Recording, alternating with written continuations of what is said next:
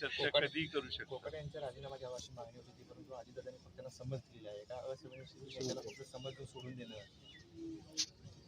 नाही, ह्या सरकारचे धोरण असं आहे की कुणी काही केलं तरी त्याला राजीनामा देऊन द्यायचा नाही. कारण राज्याच्या प्रमुखांनाच ते सगळं मान्य असतं. त्यामुळं कोणत्याही मंत्र्यांनी त्यांच्या सत्तारूढ पक्षाच्या आमदारांनी कोणतीही कृती केली तरी मुख्यमंत्री सहनशील आहेत किंवा त्यांना ते मान्य आहे. त्यामुळं या सर्व मंत्र्यांनी केलेल्या सगळ्या कृत्या देवेंद्र फडणवीसांना मान्य आहेत असाच त्याचा अर्थ काढा. मग अजित पवारांनी राजीनामा नाही घेतला, एकनाथ शिंदेनी घेतला नाही, हे सब झूट आहे. मुख्यमंत्री हा मालक असतो.